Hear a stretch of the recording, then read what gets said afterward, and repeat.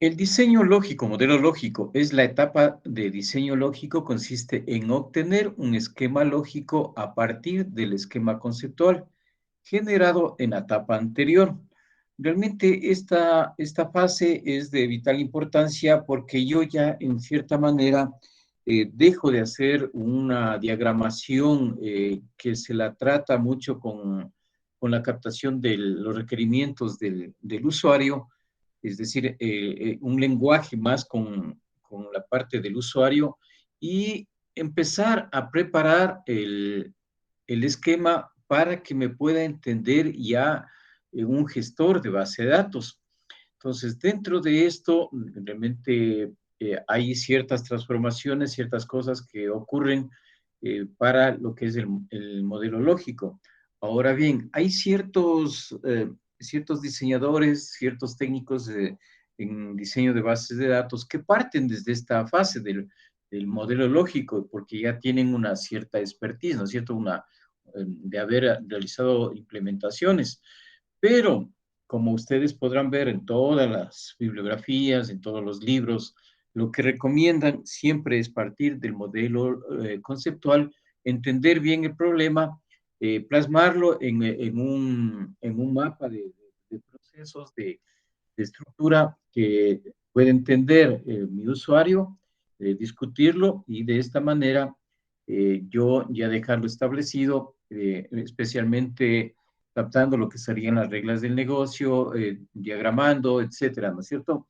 Y para en posterior forma, irme al diseño lógico.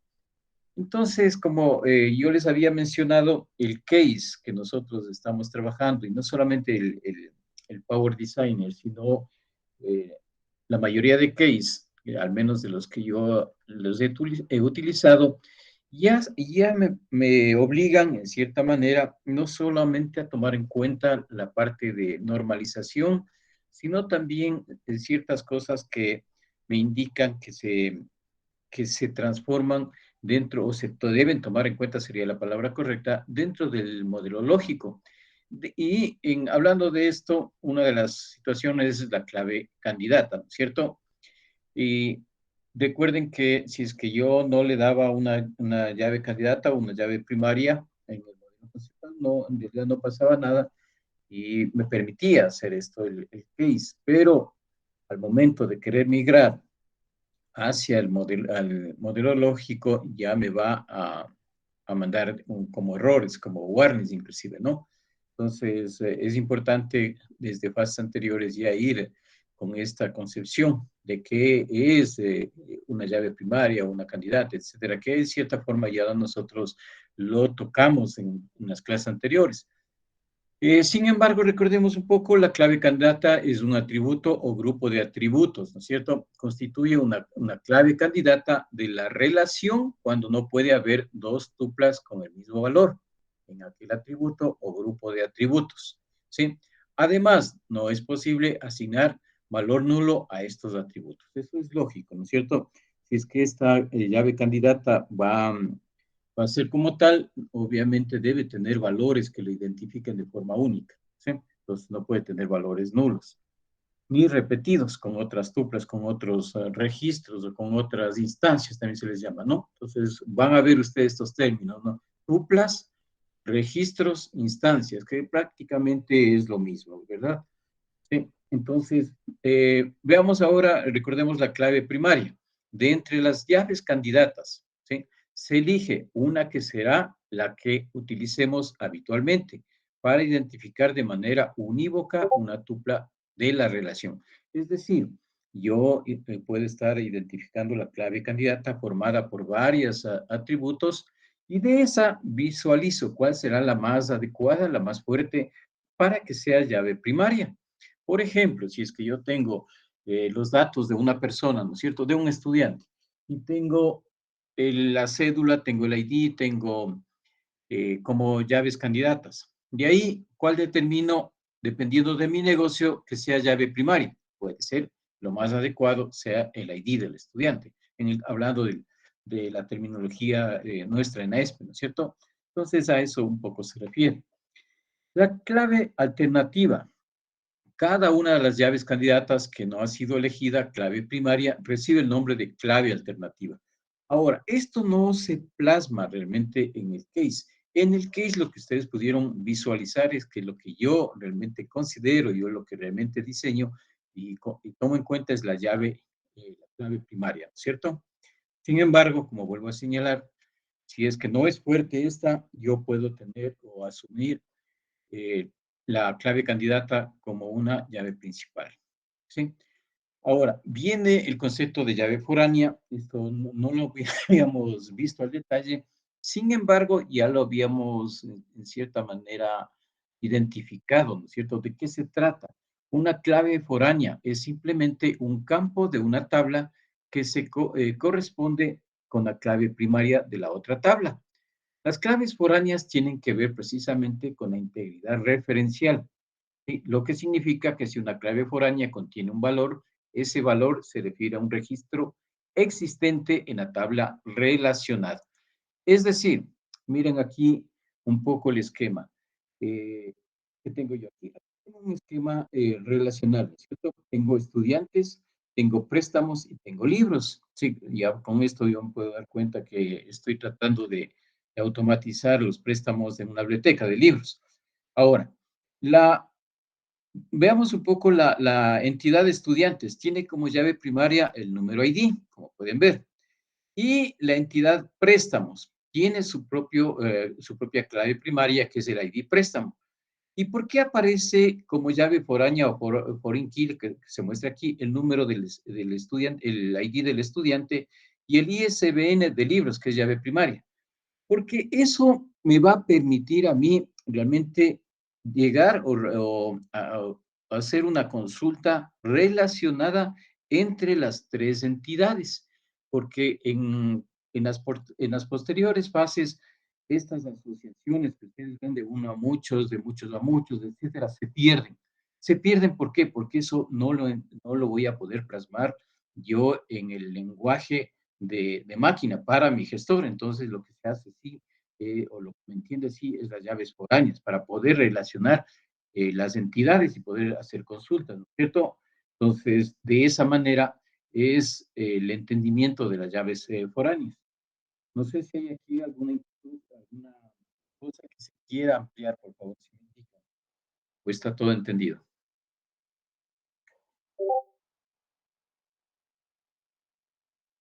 Sí, está claro ahí. Gracias. ¿Alguna otra persona? Si es que, por favor, no se queden con dudas, ¿no?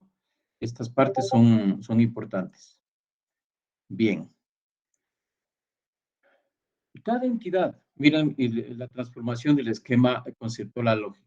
Cada entidad se transforma en una tabla.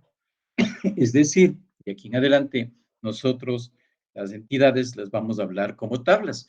Y al hablar como tablas, sabemos que las tablas están constituidas por filas y columnas. Las filas son las tuplas, son realmente los registros, ¿no es cierto? Esas son las filas. Y las columnas son los atributos, haciendo un poco de relación al concepto de tabla. Entonces, de hoy en adelante, en las bases de datos, lo que vamos, perdón, en el gestor, lo que se va a, a conocer es como tabla, ¿sí? Y los atributos de dicha entidad en atributos de la tabla, ¿no es cierto? Esto es, cada entidad genera una tabla con sus mismos atributos, incluyendo las llaves, ¿sí? Las llaves primarias. Las relaciones de muchos a muchos se transforman en tablas cuya clave estará formada por la clave primaria de las entidades relacionadas, convirtiéndose esta en una relación de muchos a muchos y de muchos a uno. Miren lo que dice aquí. Sí, esto nosotros ya lo habíamos evitado. Sí, ya lo habíamos solucionado. Cómo lo hacíamos? Únicamente con el Association Link. Esta es una de las garantías que podríamos decir de uso en sí de un case realmente importante o que tiene características importantes porque me ayuda a mí, me guía ya en diseños posteriores, como es el caso, yo estoy realizando mi diseño conceptual, sin embargo, me da estrategias para anticiparme al diseño lógico. por qué realmente me permite hacer eso? ¿O por qué lo hace si es que en el diseño lógico él automáticamente va a romper el muchos a muchos? Con la finalidad de identificar de mejor forma la transaccionalidad. Esa es una de las cosas importantes del uso de los association link. Entonces, yo ya claramente, por ejemplo, sé que entre estudiantes y libros, volviendo a este ejemplo, hay una transaccionalidad entre los dos que se llama préstamos. ¿Sí? Entonces, ahí ocurre eso. Aquí un estudiante puede solicitar varios libros y un libro puede ser solicitado por varios estudiantes. Entonces ahí se rompen muchos a muchos con este concepto, ¿no? Eh, las relaciones de uno a muchos propagan la llave principal, como les decía, de las entidades cuya cardinalidad es uno a la entidad de cardinalidad de, ¿no? Esto ocurre en el case, ustedes en cierta manera vamos a ver y lo van a poder plasmar, que si es que yo le dejo varios a varios, también lo hace automático, pero la mejor manera es buscar realmente un association link y cómo puedo yo romper ese varios a varios. ¿Sí? No es que estoy obligado tampoco, si es que no hay algo que yo pueda romper, que exista un atributo que comparta entre las dos entidades del varios a varios, entonces ahí le dejo como está. En este caso del ejemplo, entre estudiantes y libros, el atributo que comparte o que es incidente tanto a estudiantes como a libros es la fecha de préstamo del libro, como pueden ver. Entonces, ahí sí yo estratégicamente en el modelo conceptual puedo poner un association link y como atributo que comparten los dos para romper el varios a varios, pongo la fecha de préstamo. Sí, y listo, yo lo puedo leer más fácilmente, ¿no es cierto? Inclusive el mismo cliente que como es que me solicitó a mí la automatización, va a poder plasmar, va a poder leerlo y entenderlo más fácil y me va a dar mejores, de pronto, de acuerdo a su expertise, mejores ideas de poder realizar un diseño, ¿no? Obviamente con la guía técnica. ¿De acuerdo? Entonces, esa es la idea del romper varios a varios. No sé si hay alguna inquietud aquí, por favor. Quiero que entiendan bien esta parte para poder pasar.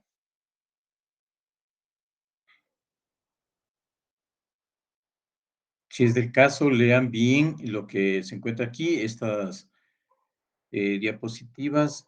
A ver, no me parece que aún no subo, pero las voy a subir para que ustedes también tengan como bibliografía, como consulta, para que entiendan adecuadamente y además que tienen libros y tienen muchas cosas en Internet que pueden acudir para mejorar su entendimiento en este aspecto. Bien, si no hay inquietudes, entonces continuamos. Miren, acá tengo yo otros casos, ¿sí? De la parte ya del diseño lógico, cómo se va transformando mi diseño conceptual. En el diseño conceptual a ningún momento yo, por ejemplo, identifiqué las llaves foráneas, simplemente la entidad como tal y cuáles son los atributos que a ella le representan y nada más. Y luego hacía mis asociaciones, ¿no es cierto? Las relaciones uno a muchos, uno a uno, etcétera. Eso es lo que hacía y una parte conceptual. Pero en el diseño lógico, miren lo que sucede. ¿Sí? Ya la llave primaria podríamos decir, de la tabla padre, ¿sí? Se va hacia la tabla hija y se transforma en llave foránea, ¿sí? No quiere decir esto, por si acaso se vayan a confundir, que yo estoy redundando. Lo que me está haciendo es realmente marcando un camino para poder relacionar, en el caso del ejemplo, decanos con facultad, ¿sí? Y facultad con docentes, ¿de acuerdo? Entonces yo voy de esta manera relacionando y buscando el enlace, ¿de acuerdo? Entonces, esto sí lo hace automáticamente el case. Sin embargo, es importante conocer qué es lo que sucede internamente, ¿no? Bien. No sé si hay alguna inquietud en esto, por favor, si no vamos a pasar ya a la parte de lo que serían las formas normales.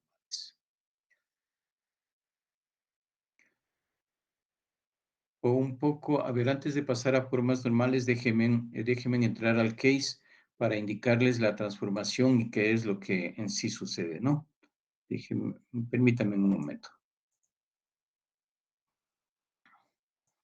¿Pueden todos, por favor, levantar el Power Designer?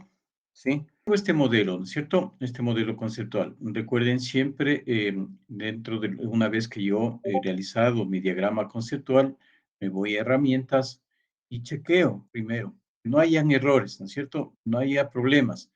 El mejor de los casos, ningún warning. Y los resultados deben estar completamente limpios. Nada al menos de errores que estén pintados en rojo. Sí, si no, inmediatamente yo debería arreglar. Sí, ahora, una vez que he efectuado esto, yo visualizo realmente que tenga todo en orden. Me voy a la parte superior, le digo Tools y genero el modelo lógico. ¿Sí? En el modelo lógico le doy un nombre. Si ustedes pueden ponerle ahí cualquier nombre que crean conveniente. Recuerden nombres que tengan referencia con el diseño. Digo aceptar. Y miren el caso. Sede área. Entre sede y área había un varios a varios, ¿sí? No he encontrado yo un atributo que lo comparte, por eso no se utiliza, en este caso, un association link. Pero miren lo que hizo. Automáticamente rompió el varios a varios, ¿sí? Y lo mismo entre en esta entidad llamada área y curso, ¿sí? Lo vuelve a romper. Yo no he encontrado tampoco aquí ninguna asociación, entonces lo vuelve a romper. Y así va realizando el diseño lógico. Con esto, ¿qué quiero decir? Que no necesariamente en el modelo conceptual debo tratar de romper el varios a varios, si no estoy obligado. Sí debería buscar, si es que lo encuentro, la forma de romperlo, de acuerdo, es mejor. Pero si no, pues en este caso, el, el case va a romper esa relación varios a varios porque no me va a permitir avanzar y me va a dejar de amor de esta forma. Incluso me está pintando con otro color, como ven las entidades, ¿no es cierto? Que en este caso ya se van a volver tablas. Y miren lo que sucede también en el caso, por ejemplo, entre profesor y curso. La clave primaria de profesor superó es cédula de identidad y se vuelve foránea, miren, pero cédula de identidad. Entonces, esas son las cosas que realmente eh, sí empiezan a suceder en la transformación. Entonces, esto quería mostrarles para que ustedes también hagan como ejercicio uno de los modelos que hayan trabajado y vean que lo que acabamos de tocar realmente es lo que sucede, ¿no? A ver, hagan esa transformación para que visualicen. Les voy a dar.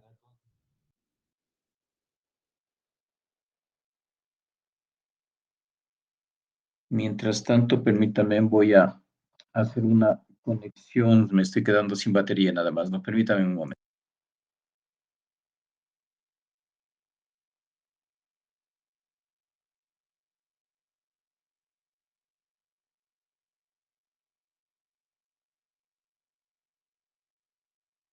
Parte de la teoría de normalización. Evitar la redundancia de los datos, importante. Lo que se trata es de hacer esto. Evitar problemas de actualización de los datos en las tablas. ¿A qué se refiere con esto de problemas de actualización? Es decir, que me permita a mí, en realidad, poder tener un enlace muy adecuado entre las tablas, como ustedes pudieron visualizar con las llaves foráneas. A eso se refiere también proteger la integridad de los datos. Esto sí lo tienen los gestores, indirectamente manejan, a pesar de que la normalización me está hablando de este concepto. Prevenir inconsistencias. Si es que yo no tengo un buen diseño, obviamente va a ser inconsistente mi modelo, ¿no es cierto? El momento de querer realizar consultas, actualizaciones, no lo voy a poder hacer. Y esto lo vamos a plasmar de mejor manera cuando nosotros estemos utilizando un lenguaje como es de administración de la data, como es el SQL. Evitar campos cuyos valores se repitan frecuentemente, ¿sí? No pudieron darse cuenta ustedes que no me permite a mí poner valores, nombres iguales en las diferentes entidades, ¿no es cierto? Entonces esto ya me obliga a mí, el case, a hacerlo desde la parte conceptual. Sin embargo, normalización lo considera. Visualizar si se pueden combinar campos poco necesarios para convertirlos en uno solo. Esto tiene que ver mucho con la redundancia, como por ejemplo, yo tengo el precio, tengo mi tabla de productos, yo tengo mi precio unitario y tengo mi stock, entonces yo puedo simplemente guardar la información de las dos atributos y obtener el valor total de venta, ¿no es cierto? Con eso ya me evito estar realizando redundancias, a esto un poco se refiere. Estructurar adecuadamente las claves primarias y foráneas de las tablas. Ahora, si ustedes ven, leen detenidamente, una de las cosas que probablemente entra a discusión es la parte de evitar la redundancia de los datos. Eh, en modelos avanzados de bases de datos se rompe con todos estos criterios de normalización y aparece lo que es no SQL, ¿sí? Entonces, NoSQL rompe con estos criterios. ¿Por qué? Porque maneja grandes cantidades de información y la idea es un poco no tener, porque en modelos relacionales yo tengo un crecimiento vertical, es decir, continúo ingresando las tuplas o los registros, ¿no es cierto? En cambio, en modelos no SQLs, el crecimiento es horizontal y ya no guardo una estructura muy cerrada en cuanto a lo que es la creación de entidades o las tablas, ¿sí? Entonces, esto lo verán ustedes posteriormente. Sin embargo, yo como respuesta a la redundancia les puedo mencionar eso. Bien, entonces veamos el concepto de primera forma normal. ¿Qué me dice la primera forma normal? Dice, una relación R se encuentra en primera forma normal si solo si cada tupla, columna, contiene valores atómicos. ¿Sí? Eso me dice como primer concepto que deben contener valores atómicos los atributos, las columnas. Se considera que una relación se encuentra en primera forma normal cuando cumple lo siguiente. También hay autores que consideran primera forma normal lo siguiente. Las celdas de las tuplas poseen valores simples y no se permiten grupos ni arreglos repetidos. Como valores, es decir, contiene un único valor para cada celda. ¿Sí? Es decir, nuevamente está tratándose de valores atómicos, porque al decir valores simples, estoy hablando de valores atómicos. Un ejemplo, cuando yo pongo el teléfono, ¿no es cierto? El teléfono en donde una persona puedo requerir poner el celular, el de domicilio, el de oficina. Entonces, ese no es un valor simple, sino que es un valor que posiblemente sea compuesto y tengo que volverlo simple. Otro ejemplo, la dirección. La dirección puede estar compuesto de provincia, cantón y parroquia, si me voy al INE, ¿no es cierto? Entonces, puedo abrir y dejarlo en valores simples. Eso es lo que recomienda la primera forma normal. ¿Qué más dice? Todos los datos en cualquier columna, es decir, un atributo deben ser del mismo tipo. Esto es obvio. Si es que yo le digo a un, a un campo que de un empleado salario y es numérico, todos deben ser numéricos. No es que yo ahí voy a poner fechas, ni mucho menos, ¿cierto? Bien, cada columna debe tener un nombre único. Sí, es decir, los atributos deben tener un nombre único. El orden de las columnas en la tabla no es importante. Sí, esto ya habíamos visto, no es importante, ¿no es cierto? Otra de las cosas, dos filas o tuplas de una misma tabla no deben ser idénticas. El orden de las filas no es importante. ¿Cómo rompo yo realmente esto con la llave primaria? La llave primaria me está indirectamente rompiendo esto, ¿sí? Ahora, si es que yo tengo o visualizo que una relación se encuentra o que no está en primera forma normal, ¿cuál es el proceso para ponerlo en primera forma normal? Entonces aquí vemos, eliminar los grupos repetidos. Crea una nueva tabla con la llave primaria de la tabla base y el grupo repetido. ¿Sí? Es decir, de mi relación original, yo lo que hago es poner a un lado los grupos repetidos. Dejo muy bien estructurado, mi tabla base, mi tabla original con su llave primaria y sus atributos, y a la otra, al grupo que saqué, también le hago el mismo estudio, ¿no? De llave primaria. ¿Sí está claro esto, por favor? ¿Algún inquietud? ¿No hay ninguna inquietud?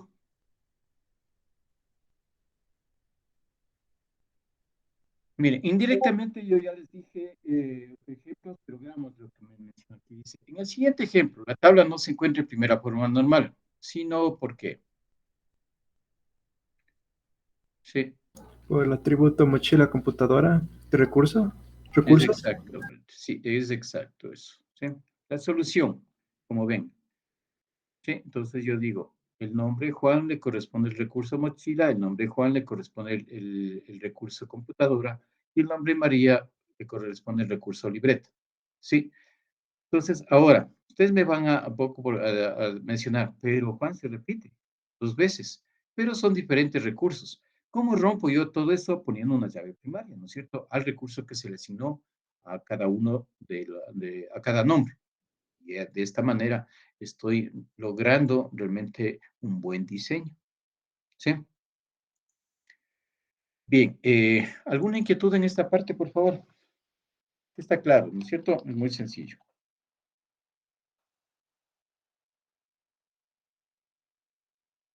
Veamos ahora lo siguiente, ¿qué es la segunda forma normal?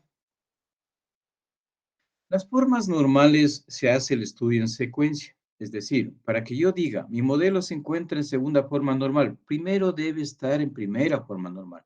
Caso contrario, yo no puedo decir que está directo en segunda forma normal.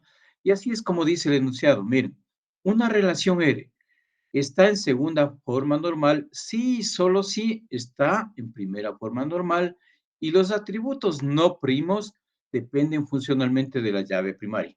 ¿Cuál es el atributo no primo? Son aquellos que no son llave primaria, son los atributos que realmente no están o no son parte de las llaves primarias. Esos son los no primos. Entonces, lo que dices, los atributos no primos dependen funcionalmente de la llave primaria. Todos deben depender de la llave primaria. Una relación se encuentra en segunda forma normal cuando cumple con las reglas de la primera forma normal y todos los atributos que no son claves, miren aquí está ya más claro, ¿no es cierto? Dependen por completo de la clave, ¿sí? Se aplica el concepto de dependencia funcional plena. Bueno, este concepto lo vamos a ver posteriormente. Pero lo que sí quiero que entiendan es el detalle, es que no, una relación puede ser normal cuando cumple con las reglas de la primera forma normal. Todos sus atributos que no son claves dependen por completo de la clave. Ahora, ¿qué pasa si no está en segunda forma normal? ¿Cuál es el proceso? Primero, determinar cuáles columnas que no son llave no dependen de la llave primaria de la tabla, es decir, en forma completa, ¿no es cierto? Eliminar esas columnas de la tabla base, es decir, sacarlas de un ladito. Crear una segunda tabla con esas columnas de la llave primaria de la cual dependen. ¿Sí?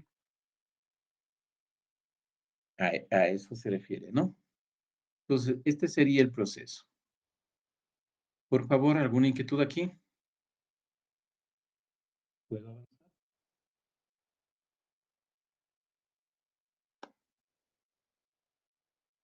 Todo en orden, jefe. El resto, si está claro. Tengo 21 alumnos y no se pronuncia el resto. Sí, que sería más ver un ejemplo para comprenderlo bien. Perdón, no te escuché. Sí, pero sería mejor ver el ejemplo para comprenderlo mejor. Ya, listo, no hay problema. Bien, en el ejemplo, dice, identificar si está en segunda forma normal. A ver, eh, por favor, tomen ustedes nota del ejemplo. Tomen papel y lápiz y hagan el estudio de que si esta relación se encuentra en segunda forma normal.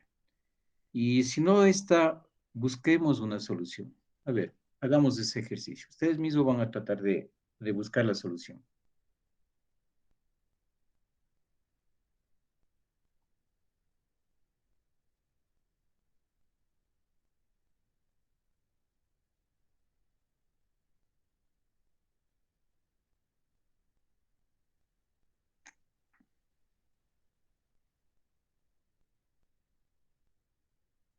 Luego yo pediré a un estudiante que me proyecte y me explique los pasos, ¿no? Tratemos de hacerlo bueno, para que puedan proyectar, tratemos de hacerlo en Word o en algún editor de texto para que podamos ver todos. Nos vamos a tomar, son las 10:10, creo que con unos 10.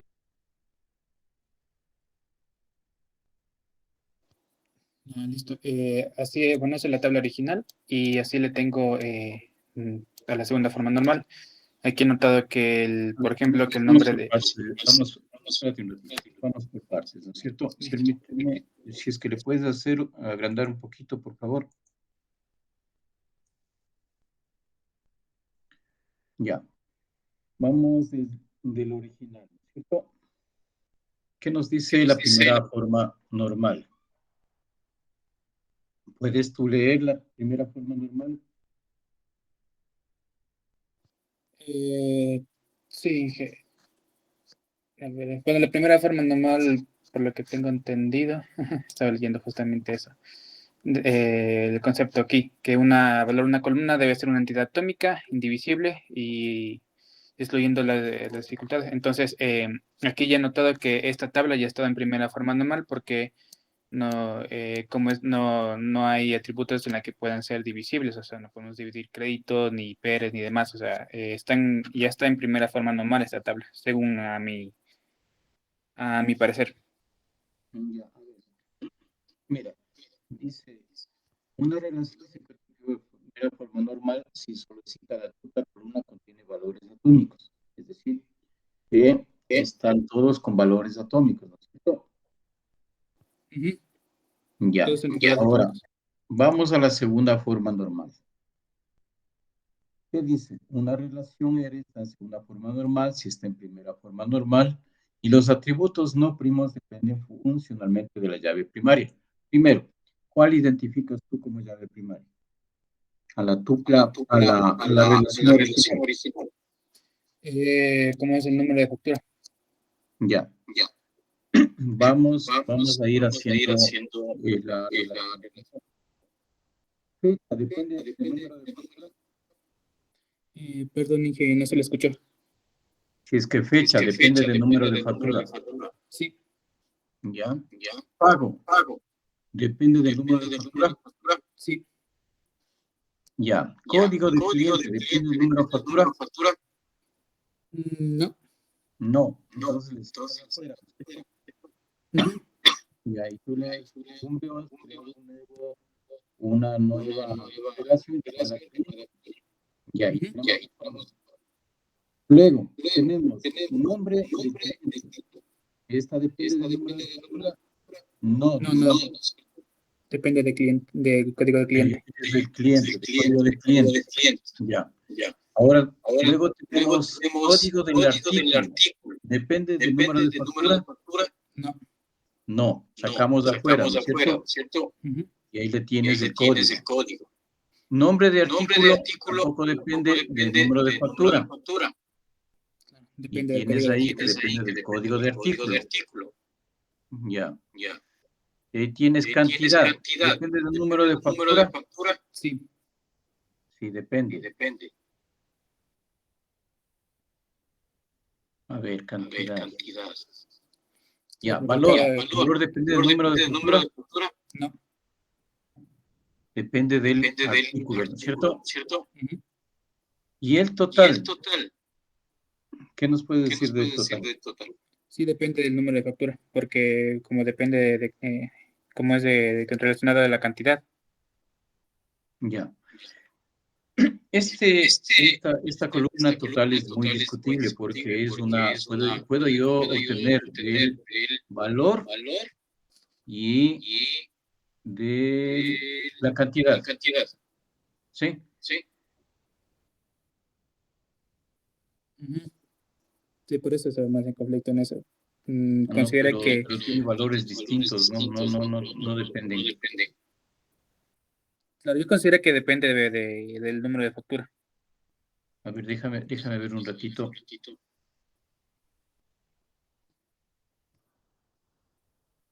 No dependen. Sí, es correcto, depende del número de factura. ¿Sí? Entonces, yo ya tengo mi tabla original, que es factura con esos atributos. Luego obtienes el artículo y cliente, ¿no es cierto? Ya, ahora, vuelvo a hacer el análisis de cliente, artículo y factura. ¿Están en segunda forma normal? Sí. Factura ya sabemos que está. Ahora, artículo y cliente están en segunda forma normal. Sí, tanto nombre y valor depende del código en artículo, tanto el nombre y el valor depende de su código. Igualmente el nombre depende del código Ya, listo. del cliente. Gracias, déjame.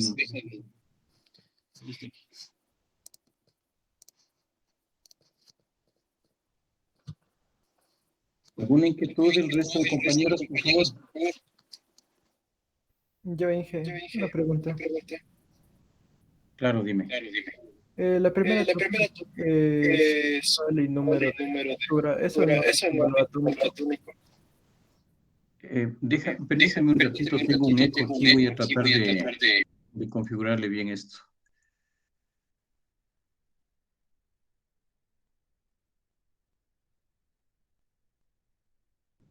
Mi pregunta era, bueno, sobre la primera tupla, que es sucursal y número de factura. Eso no es un valor atómico. Son dos en uno. O sea, el compañero tiene número de factura, pero era sucursal y número de factura. Sí, a ver,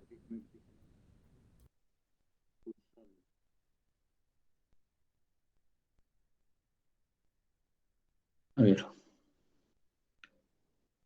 ¿cómo está compuesto? Déjame verle.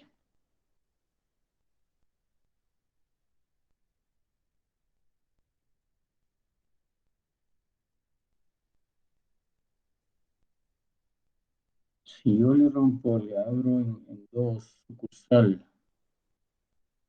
¿qué saco con...? No, en este caso yo no tengo... si le quito tú te refieres al 01 y 02, hasta el inicio, ¿cierto? Sí, porque, o sea, está el nombre de esa columna tiene como sucursal y número Sí, de pero no factura. tengo el detalle de la sucursal, en cambio en la relación, si te puedes dar cuenta, y en este caso es mejor dejarlo de esa manera, para poder identificar las facturas de las diferentes sucursales. Si yo tuviera dentro de esto el nombre de la sucursal, o detalles como dirección de sucursal, algo de eso, ahí es conveniente. Caso contrario, yo no le veo razón para poderle sacar. ¿Sí puedes dar cuenta? Sí, Sí, entonces por eso nomás. No sé, ¿alguna otra inquietud, por favor? Está bien tu apreciación, pero siempre y cuando yo tenga el detalle de sucursal. Si no, le saco y voy a quedarme solamente con una entidad, una relación con solo el código de la sucursal. Si es que pero en caso, o sea, de hacer una factura, no es necesario como saber en qué sucursal se hizo esta factura. Tal vez. por eso tiene ahí adelante el código, el 01 o 02. Ahí sí en la factura le identificas bien. Sí, depende de cómo le tengas organizado el negocio. En este caso, no le tiene el detalle de la sucursal, sino solamente el código. ¿Sí? Listo, Inge. Bien, ¿alguna otra inquietud, por favor? Bien, vamos a continuar. Vamos a la tercera forma normal. Como les había señalado, esto es en secuencia, ¿no es cierto? Entonces, una relación estaría en tercera forma normal siempre y cuando haya pasado por la primera y segunda forma normal. ¿Sí? Y además, todos sus atributos no primos dependen no transitivamente de la llave primaria.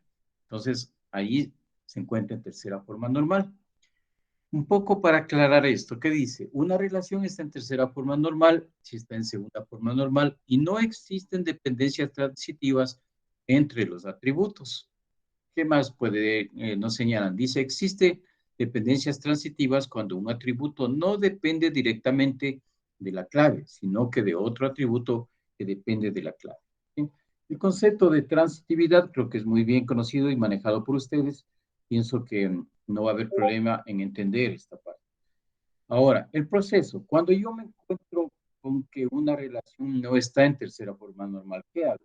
Primero, determino las columnas que son dependientes de otra columna no llave.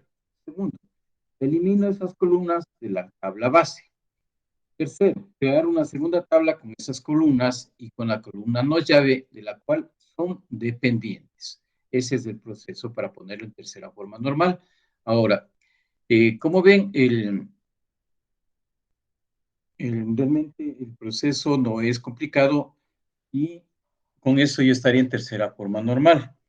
Ahora, existen autores que hablan de la forma normal de voice code, hablan también de una cuarta forma normal, de una quinta forma normal. Nosotros no vamos a ir más allá. Yo pienso que con una tercera forma normal se podría decir que un modelo se encuentra normalizado completamente. Y las otras son más de consistencia. Vuelvo a señalar, con entender hasta y ponerlo a tercera forma normal, estaría más que suficiente. Bien, vamos ahora a hacer voy a ponerles unos talleres, voy a subir también la bibliografía al aula virtual para que ustedes empiecen a trabajar en lo que resta de tiempo, ¿no? Permítanme un momento.